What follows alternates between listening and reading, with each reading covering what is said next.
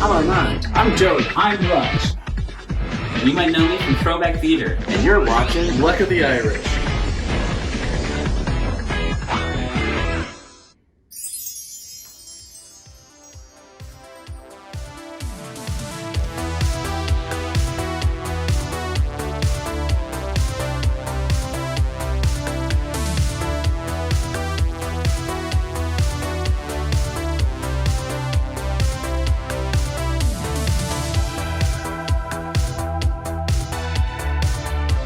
Oh, hi! Thanks for joining us on another Throwback Theater.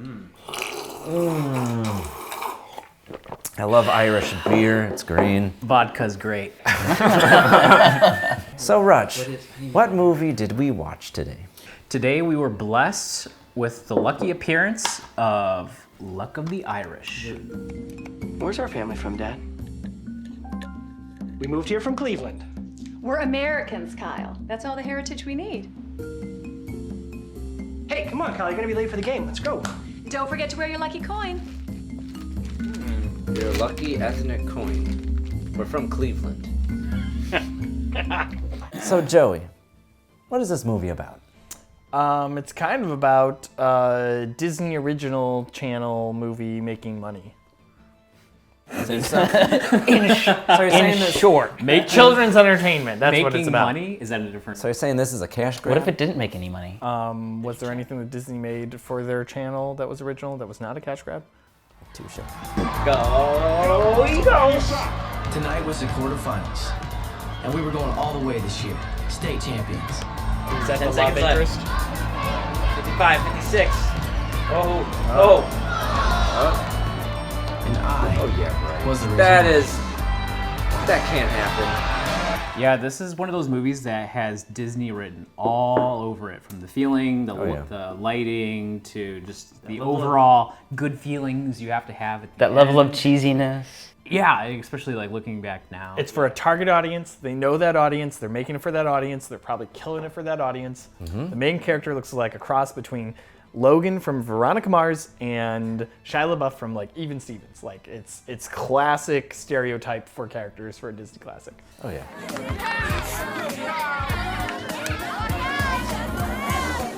Looking good, Kyle. Yeah, I taught him everything he knows. So our main character, Kyle, he is a junior high student, and he is a basketball star. Yeah. Until his luck runs out. Well, I was gonna, buy my lunch, but I lost my money. Well, you want some chips? They're in my bowl. Look, that's never happened to me, Russell. All right, I can't remember losing anything, ever, in my whole life. Look, it is just bad luck. It happens to everyone. So yeah, the movie starts off with basically showing us, the audience, that what luck is, and he's an extremely lucky person, from basketball to just Finding $10 on finding the street. $10 and then Getting attention from the ladies. being perfect at doing the Irish dance. Man, is this bogus or what? Kyle? Kyle, what are you doing?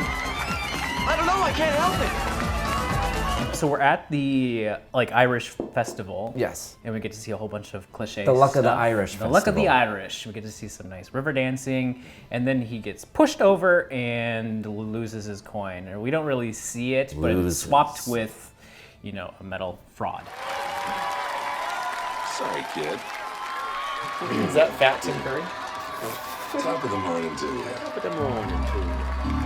And he's not villain written all over him at all. You can trust me.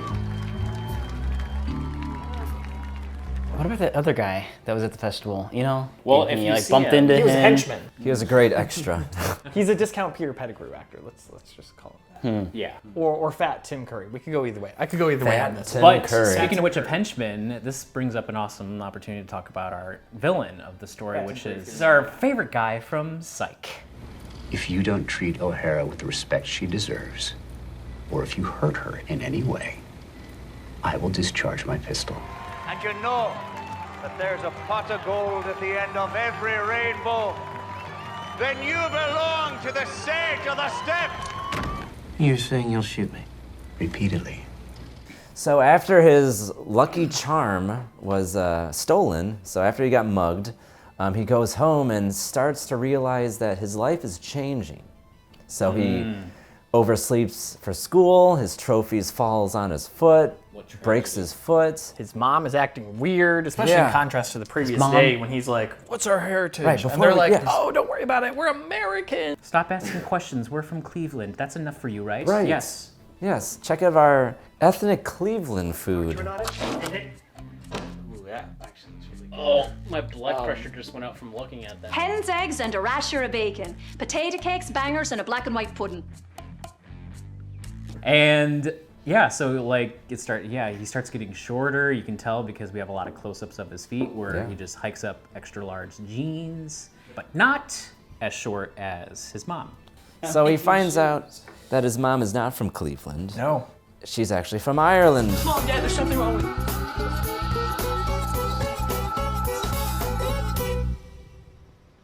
There's something your mother and I need to tell you, son. I'm a leprechaun, Kyle. That brings us to a part of the story where essentially he finds out about his heritage, and then they realize it's all due to none other than the lucky charm he's been wearing his entire life. Which that whole thing kind of poses an interesting, like, they never deal with the massive amount of depression that he would have from realizing that he had never actually accomplished anything in his life. Like, it's all been luck. Are you saying somebody stole your coin? You know, I bet it was this really weird old guy me and Russell talked to at the Luck of the Irish. You know, that Seamus McTiernen dancing thing? Yeah, I bet he was like a pickpocket or something. Bad luck is normal, but bad luck for a leprechaun is not normal.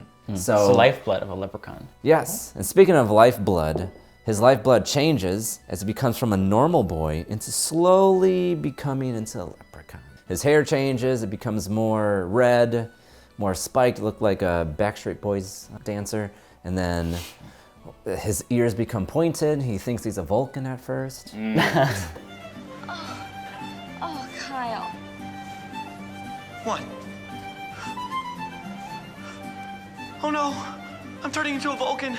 Well, eventually the story leads us to this factory that's been set up a little bit through chips. Potato chips.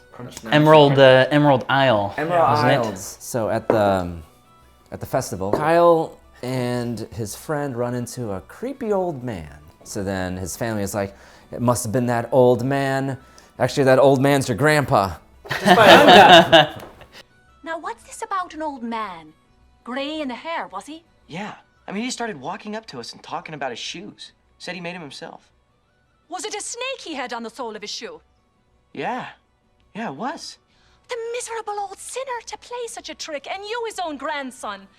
What? He was my grandfather? Anyways, to just like seal off the rest of the story, he has a run-in with what's his name, Lassiter, and they have to have this like battle out through sports. You have to make a bet, and he has to win the bet, and that's how you finish out the story because he wins the bet through a basketball game, and we arrive at the ending, and it's very happy, just like a Disney movie.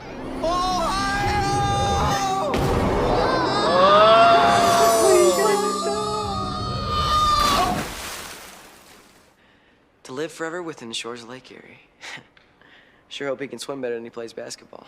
So what did you guys think about the story in a whole? Like, this is a nice classic Disney throwback. And I think it's like, did any of you guys watch this as a kid growing up? I mean, I did. I did. Yeah. I did. I think we all did. I have nothing to compare this to. This is my first Disney original movie ever. Get out of town. Ever. This like really captures the feeling of what a Disney Channel movie is. You know, it's slightly intriguing. It always features people in that age group it's trying to reach, and you know, it sometimes has funny elements, and it's always heartwarming at the end, and very casually, simplistically shot. It's Disney Channel movie with a nice sheen of cheese over it.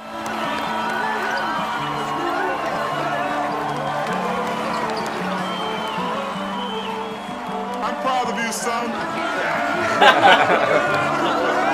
Dad, he's been here this whole movie, but you don't know it until 5 minutes ago.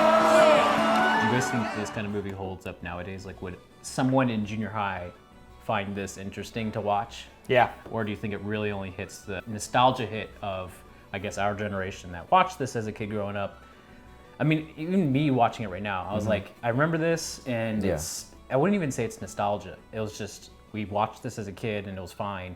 And even watching it now, I felt like, this is fine. I don't think I'd really watch this again. Or just even in the first place. I think that they definitely would, yeah. I don't know about this film particularly, but the style itself, I think, still That's thrives. actually a really good contrast, because I wouldn't watch this one specifically, but I've been rewatching even Stevens, and that's a throwback. Once you get past the whole, part where it has Shia LaBeouf, then you can really enjoy it. But this is what everyone enjoys about Shia LaBeouf. It's the reason why he was cast in Transformers, because of his success with even Stevens. But just contrasting that to this movie, both are in the same era. Yep. And this holds up because I think maybe it's because of Shia LaBeouf a little bit. It's like we know who he is now, and there's no stars in this one to like really look back and feel nostalgia for. But even Stevens is also a TV show, which I think probably is the more successful route for that type of media in this day and age rather than movies. Yeah, there's just a whole bunch of these kind of movies made. Like you just be watching your show, and all of a sudden it's like, come on Friday, like watch our latest Disney Channel movie. Let's watch a Disney Channel movie.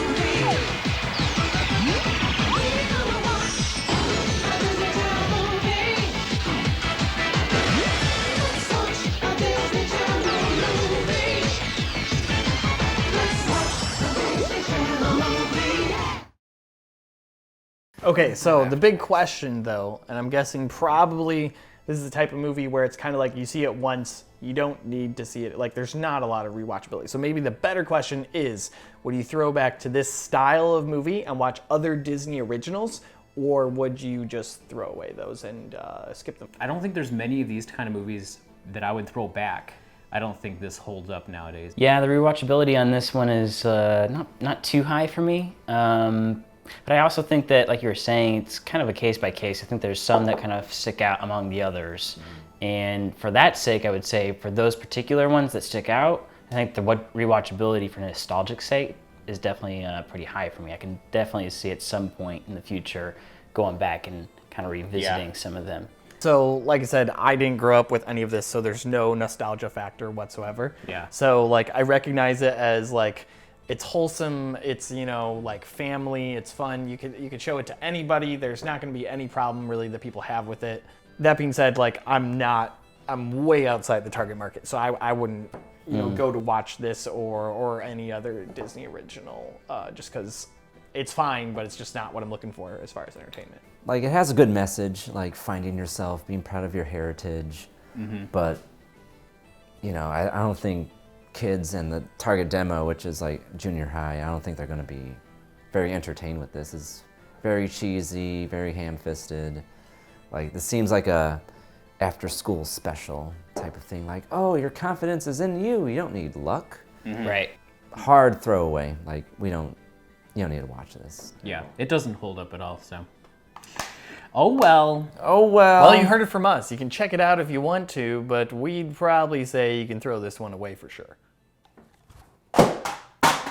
Was that not the luck of the Irish, though? Hey!